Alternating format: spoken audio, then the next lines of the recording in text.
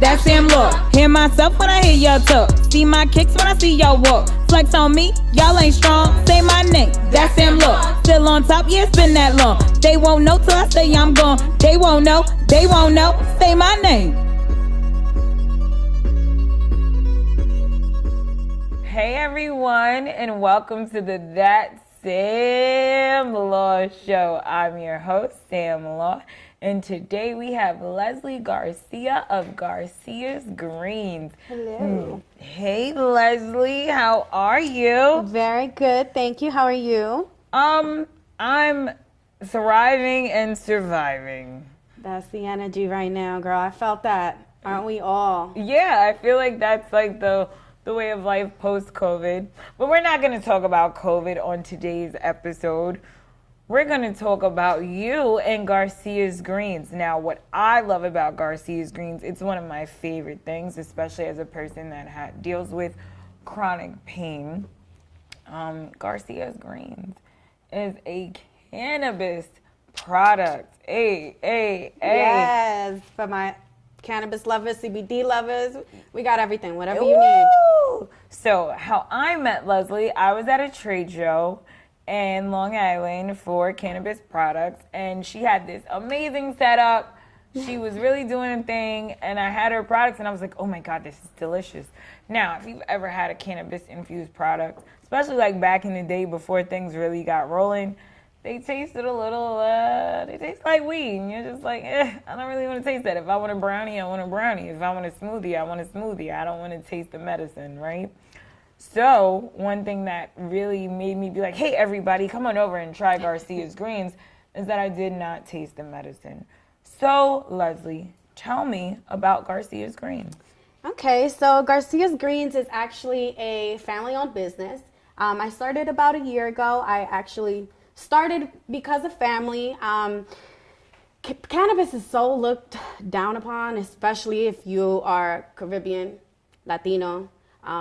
There's a lot of negative, connotations around weed. Mm-hmm. It's still nowadays, like you would think everything has changed from the traditional way, but not so much. My mom was the first generation, and she was still very much so like against weed. Don't want to hear it, don't want to see it. Like, no, I don't want to know. Whatever you're doing with your juices, at first, girl, she was giving me hell. She was like, girl, she's like, you're selling drugs. She's like, you're not really, this isn't something that you can create like a job for yourself. This isn't stable. And I'm like, but you don't understand. That's not the goal. When I first started, it wasn't really because I was looking for a job. It was more of a hobby. I loved weed. At the time, I was really into juicing. Fun fact, I really don't juice anymore because I take my smoothies so much that it's kind of like I'm not sure what it's called when you get tired of something, like you kind of just had it too much. Just like over it. You're just like, it's overused. I need something new. Exactly. But yeah, so again, we started as a family, still going as a family. Nice. The goal is to, kind of push it onto other people and their families. Try to break other people's traditions, because I actually have so many friends who say like, I had my mom try your juice and she said she really liked it. So she had a little bit and she woke up the next day and told me that she liked how she slept. Little things like that you really wouldn't think if you presented it to them like in weed form or even in brownie form. They'd be like, get that shit away. Get that drug away from me. Yeah, you can curse on the Sam Law Show. We don't have those rules here. Oh, okay. Good. It's family friendly, but they curse on Family Guy. Still, we're here now. So no, girl. How you really My family used to tear me apart for being a stoner. It was like, well, stoners, again, traditionally, we're labeled as lazy. We don't like to do anything except smoke. That's how they label millennials, though.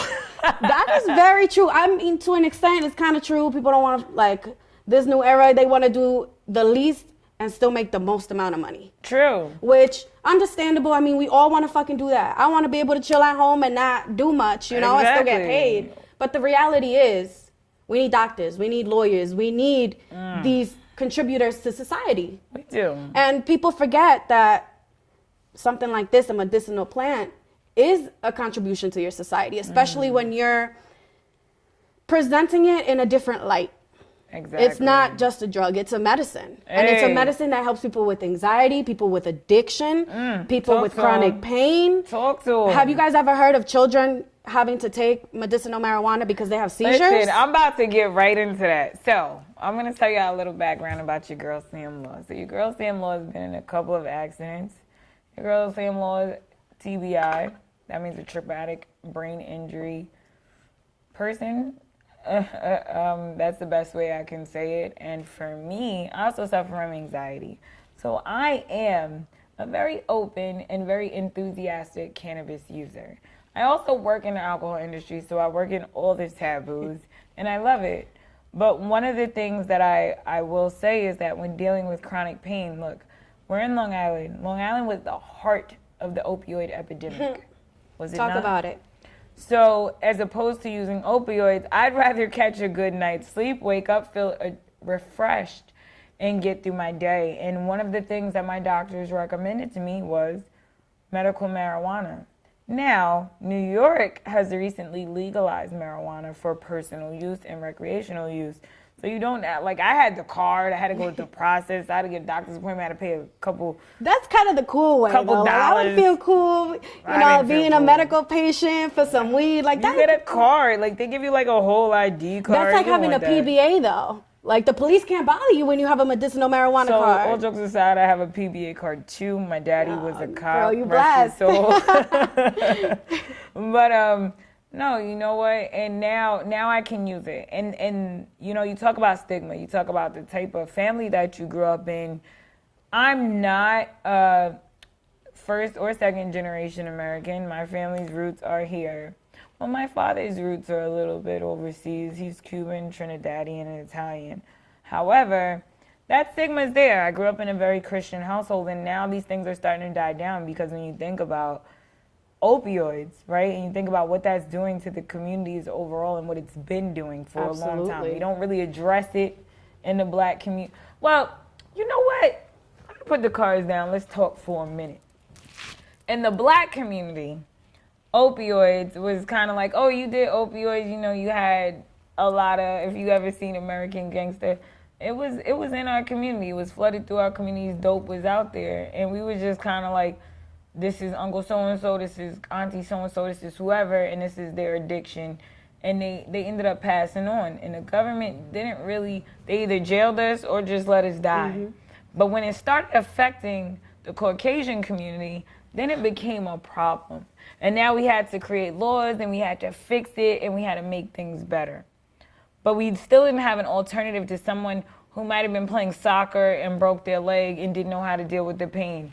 And then the doctor, the first thing they handed them was Oxycontin or whatever. And that's how it starts. Morphine. That's the crazy shit. Right. That's how it starts in a fucking medical office. It does. It typically does. And it kept rolling on, and you started seeing doctors go to jail because this is what they were doing. So now all of a sudden America cares. Well, now that America cares, what's the alternative? Because people are still breaking their legs. People like me are still dealing with chronic pain. So what's the alternative? And we have marijuana. So shout out to everyone that works hard on legalizing marijuana and making it available for all to use in New York.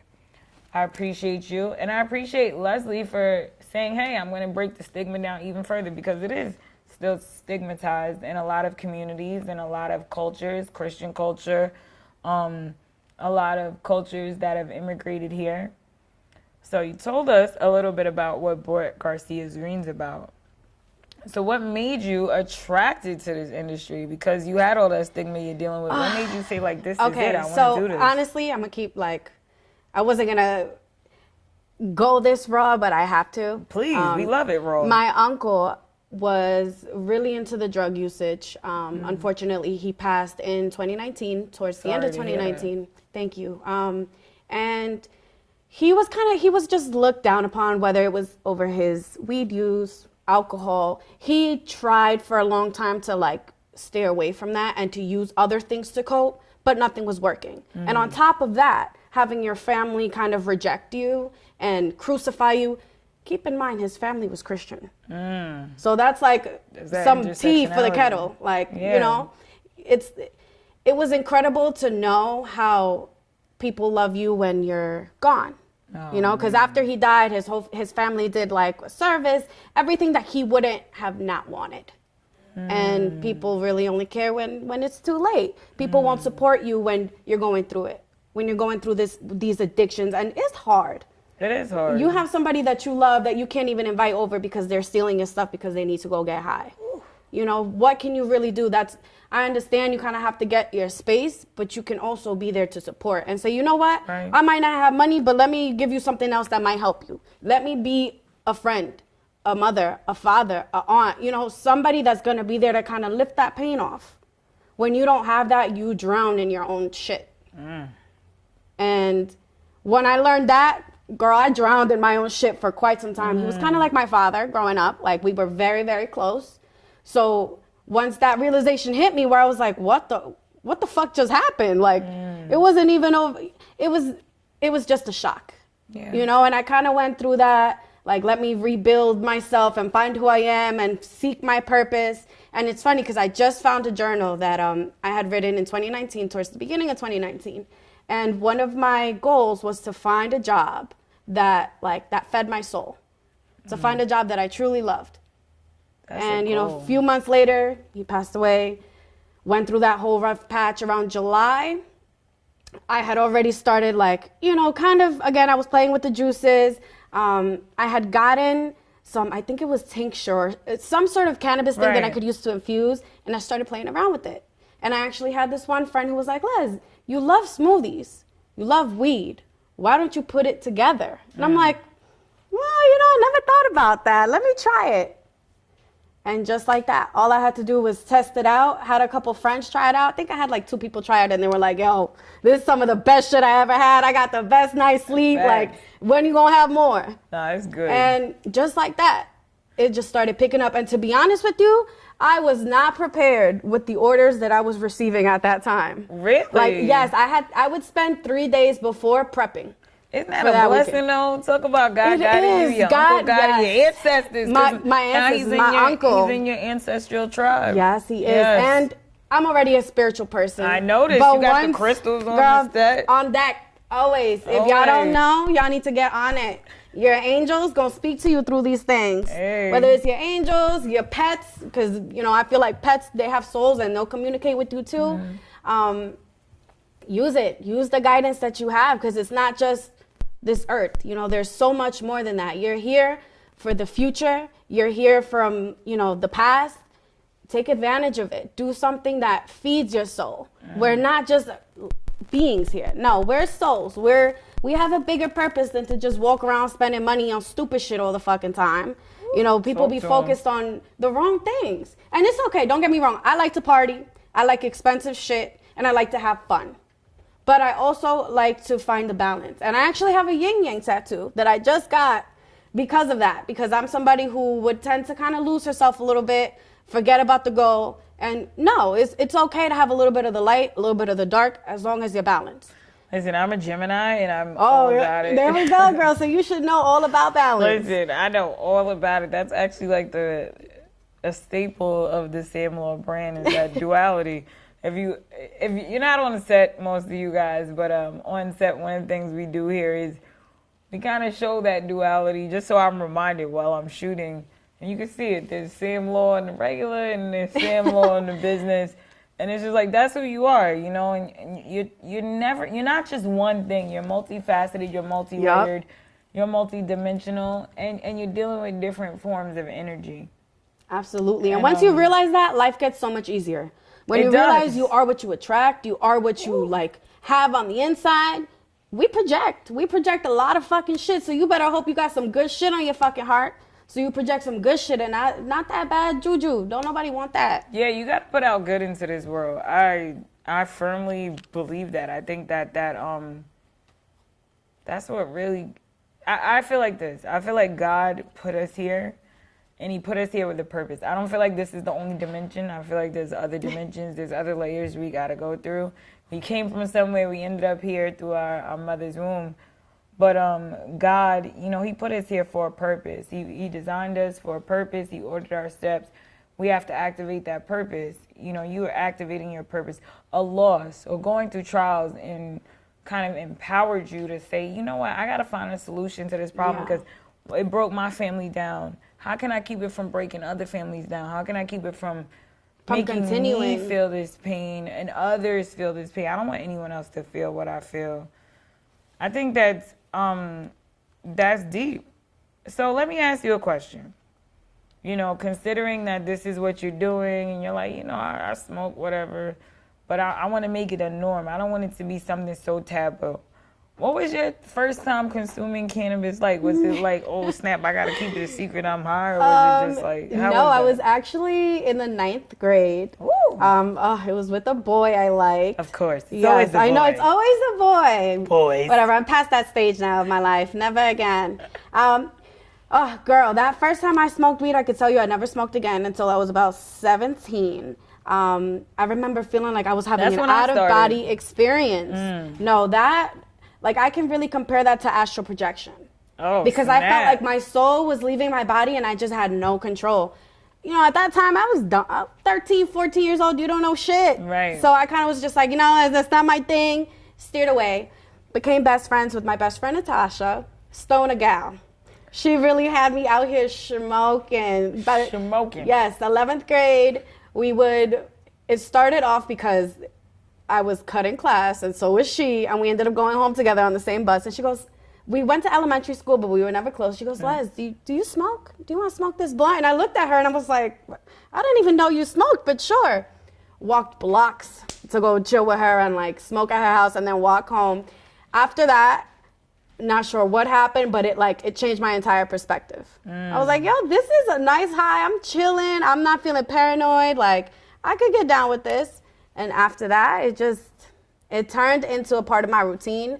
To be honest with you, now it's like yoga. I need to smoke my weed. It doesn't need to be in the morning, but as long as sometime throughout the day I get to release and decompress and kind of, you know, take that time for myself, I'm like, it keeps me sane. It keeps me grounded, which a lot of people don't feel that way, but because they abuse the plant. If there's one thing you shouldn't do with marijuana is abuse the plant, because then, not to say that the stereotype comes true, but you do start to get like, you'll start to gain weight because you don't want to move. Like it gets you a little lethargic, obviously depending on the strain, but you gotta, you know, you have to know how to maneuver yourself. Sure. But the same way with anything, whether it's alcohol, whether it's food, you know, whether it's spending money, you just balance. You have to know why you're taking it. Not only about balance, I should say intention. Because when you do things with intention, it creates an outcome, I guess, so to speak. Like you're creating your own reality. Absolutely. You speak it out and now it came true. You think you're a witch. No, it's just, that's how, you know, law of attraction works. Put it out into the universe. Listen. You are what you give out. Amen. You know what? Even like, let's go back. We both have this background of being growing up in Christian households. Even in the Bible, it says, you know, speak life into yourself. You know, you got to speak it into existence. You got to write the vision down and you got to make it plain. Absolutely. So when you do things with intent, you talk about your purpose. You're talking about all of the hit and all the buzzwords that we need to hear. When you do things with intention, the result, it should come back to you 10 times. You know, it should have a compound effect. And you know, your intent is to help. To be a light, and you're bringing light to a place that was once shrouded in darkness. And if anyone understands that, I'm going to go into the history of marijuana and why it's so shrouded in darkness. So in America, we have this thing called the war on drugs, right? And people think it kind of started during maybe like the Clinton era, just before the Clintons got into office. I say the Clintons because Bill and Hillary was kind of running the show. And pray for Bill. He's going through some struggles health-wise. You know, hopefully before this airs, everything's good with him when it does air. But right now, during the taping of the show, he is going through some struggles health-wise. But one of the things they focused on was the drug scourge, and they felt like, you know, Republicans were really hard on crime. They were really hard on drugs, and they felt like in order to get voters, that they would go harder. And one of the things that they really went hard on was marijuana. And they started using terms like super predators. And of course, in urban communities. And if you know anything about urban communities, they're typically, due to a lot of zoning and a lot of redlining and a lot of things of that nature, they're typically inhabited by people of color.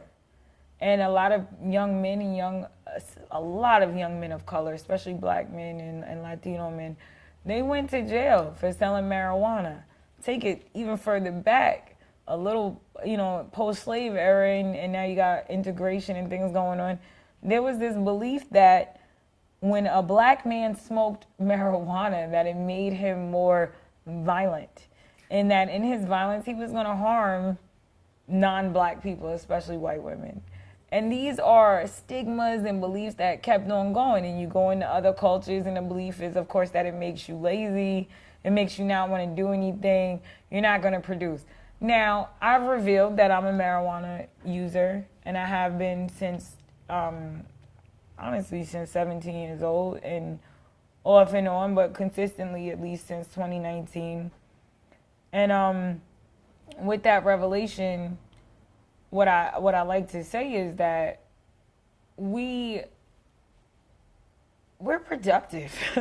Like, I'm not able to bring you this show or do the things that I do in the community, or talk with business leaders, talk with politicians, and activate and help if I wasn't productive. And it keeps me able to produce because I'm not crying in pain. I'm not curled up into a ball. I can get up. I can go out. I can do what I need to do. And like you said, strains matter. I'm a sativa girl. Sativas keep me energized. They keep me activated. Maybe indica, I might fall asleep.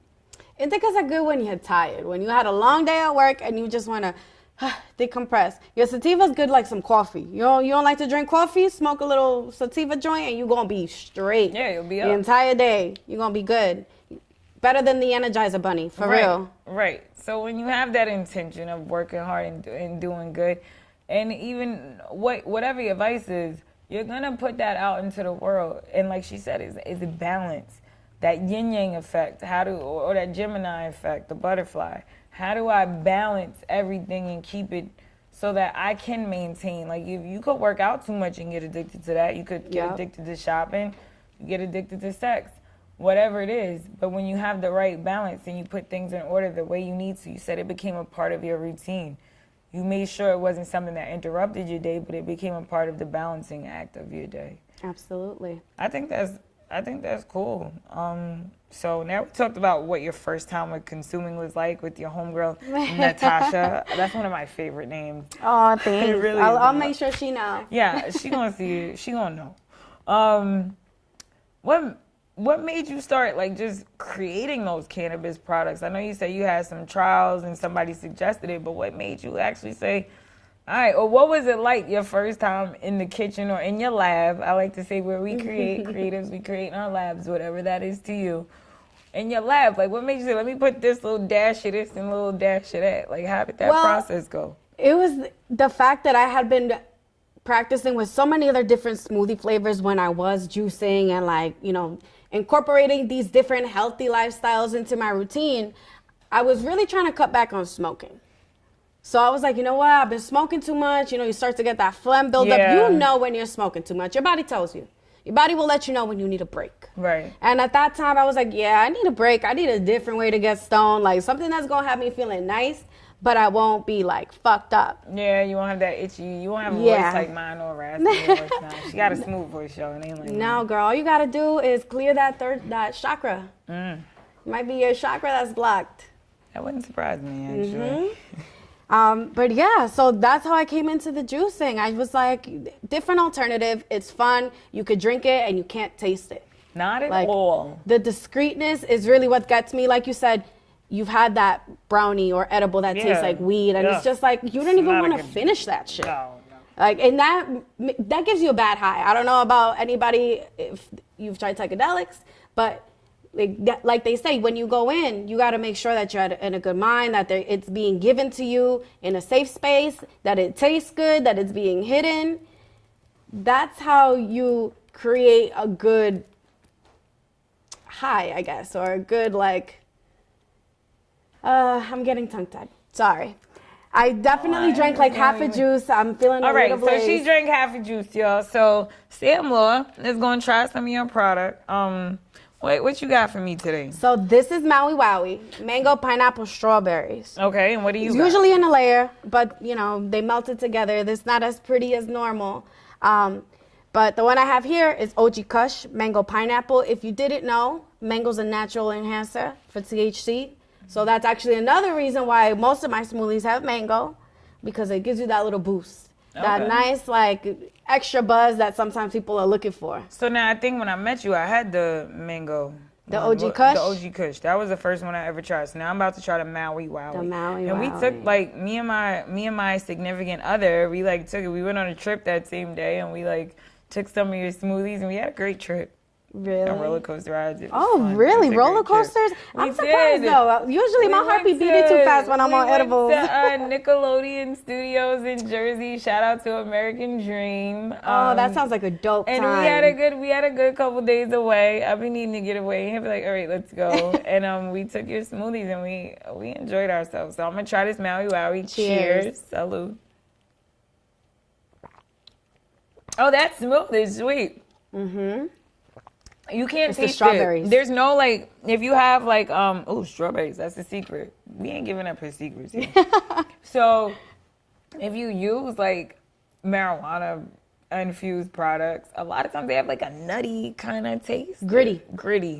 There's none of that. It tastes like a smoothie. It tastes like something you would get at a more higher level tropical smoothie, if there was such a thing. That's the But goal. there's Garcia's green. Yes, So. one day you guys are going to come and see me at my smoothie spot. I'm going to have weed. I'm going to have everything. I'm manifesting it, exactly. The fact that New York has now made it legal has made it so much easier to really go through with the dream now.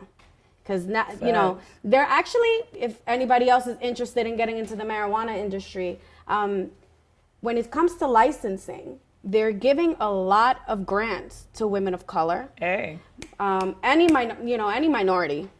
If you've been affected by these laws directly, you know, if you've ever been incarcerated, if you've been, you know, things like that. If maybe your family went to jail, your father, your mother, it doesn't matter. If you were affected by it directly, you can apply for these grants. And not for nothing, it's very expensive to get licensed. $200,000. I don't think anybody really has $200,000 just laying around. If you do, holla at me.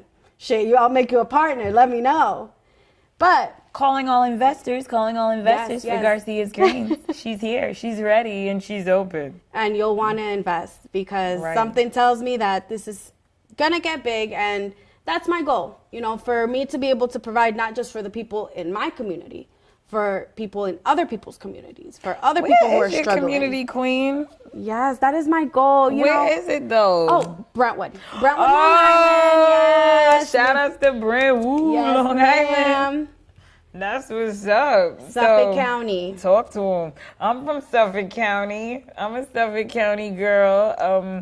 I have done some work in Brentwood. Shout out to our legislator over there, Sammy Gonzalez. I love him. He's one of my favorites. We got what is it, Assemblyman Ramos. He's also a good guy. I've done some work with him. You know, these are the people that helped us get these things, these initiatives through, so that we don't have to. Yeah, shout out to you guys.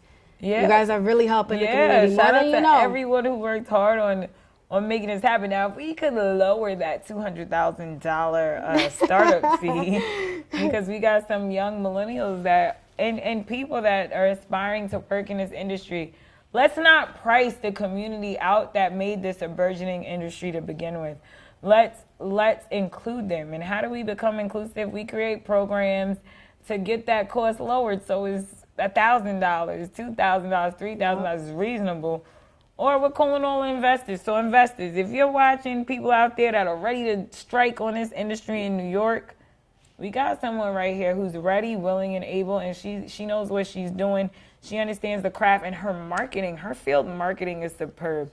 And as a woman who's been in field marketing for 5 years, salute. I bow to that. Thank you so much, because honestly, it took a lot of, you know, tries.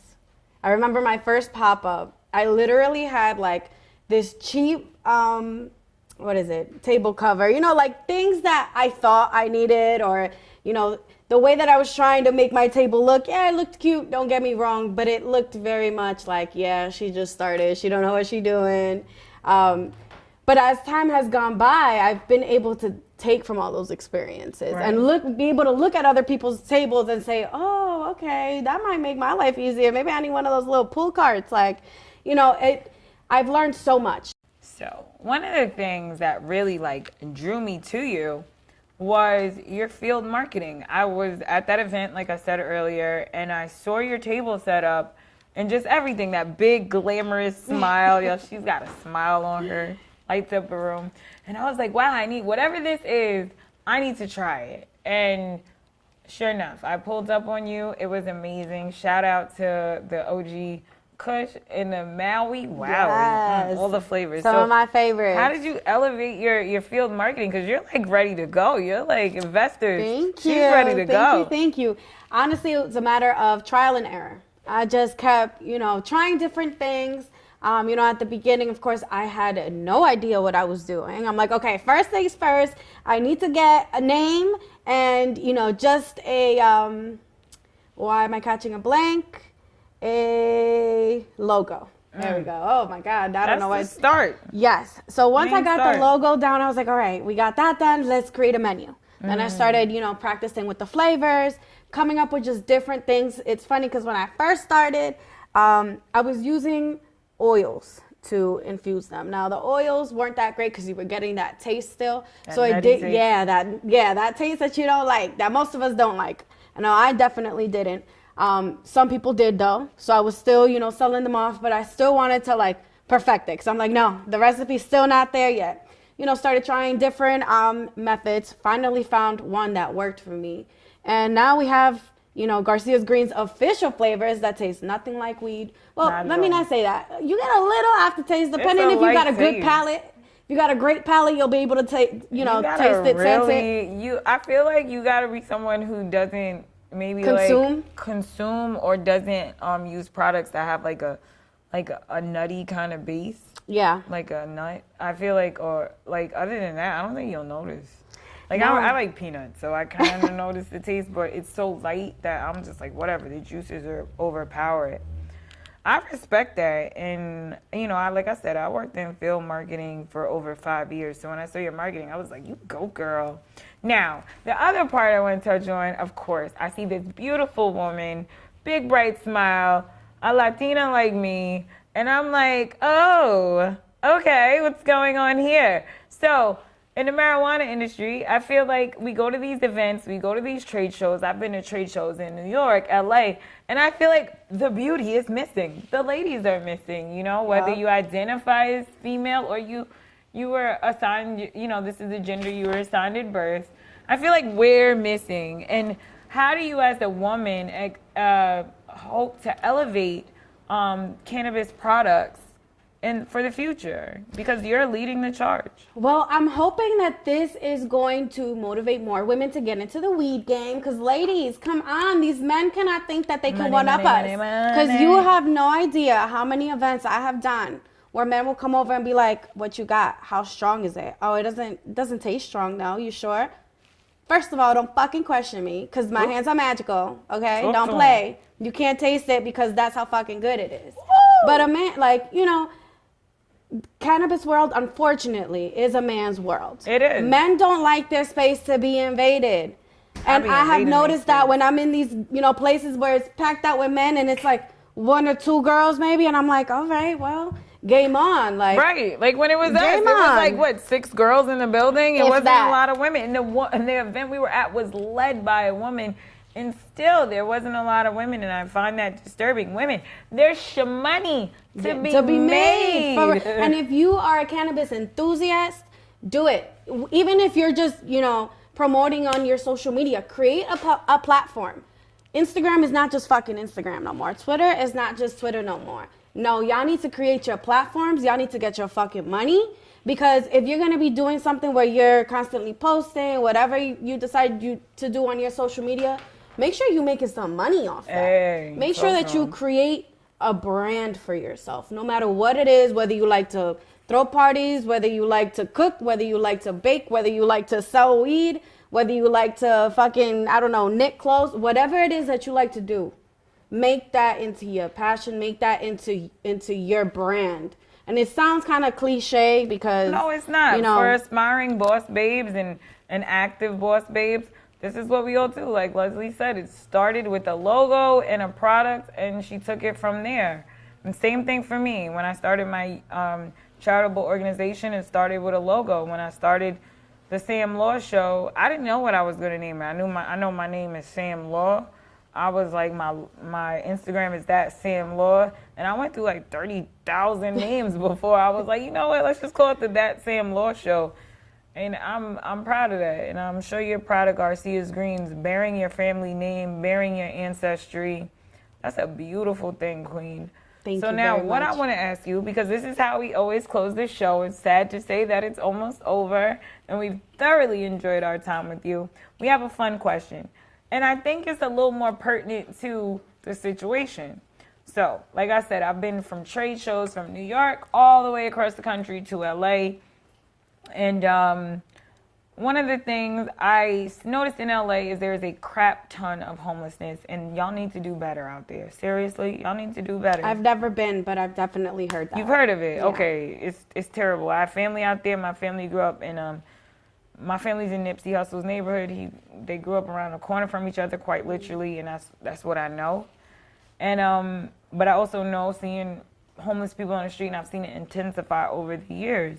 So I gotta ask you a question. Considering you work in the cannabis industry, and we are not putting this on this young woman, it's just a fun question. Would you rather go to jail for 2 years or be homeless in LA? I'm going to take being homeless. Why? Because the universe got me. And at least you're free. You got your freedom. You got to, even if you're going to be sleeping under a fucking park bench, but you get to shit where you want. You get to sleep when you want, where you want, however long you want. Everything is on your time. You are still your own person. Unfortunately, when you're in jail, you become the system's person. Like, you are no longer, owner of your body. Somebody else owns you. And I will never allow somebody to own me. Talk to him. Ever. So, this is part of the reason why I'm doing what I'm doing, because I'm fighting for my freedom. I'm fighting for my family's freedom. There's no more being stuck to chains that you don't need to be stuck on. Right. You got the power. Be the power. Embrace that shit. Use it even if people tell you you shouldn't be using it. Don't let nobody tell you what you should be doing with your own power. Well, Leslie, I second that. Guys, if everyone who's watching, go out there, walk into your purpose, step into your power, do things with intent. And while you're out there, find Garcia's Greens. Yes, grab a Garcia. drink. Let's do it. Let's do it. Cheers. Hey, cheers. Leslie, tell my audience where they can find you. All right, so I have my business Instagram. It's Garcia's Greens, GarciasGreens. I'm gonna have to spell that out just because I got a backup page. Don't follow that backup page. Follow my main page. I'm based in Brentwood. I travel. You can find me anywhere, really. Just make sure you contact me, and we'll be in touch. Awesome. Well, we will make sure that we have the correct info for your products up on our page on the That Sam Law Instagram, that_Sam Law on Instagram, and the That Sam Law Show on Facebook, and of course YouTube. You will have all your information there. Thank you so much for taking the time out to speak to our audience today and letting them get to know you. We appreciate you, we value you, and we wish you much success on your journey. Everyone out there, get activating, get moving, start manifesting your goals and dreams. And of course, go out and find you some Garcia's Greens. Thank you. Thank you, guys.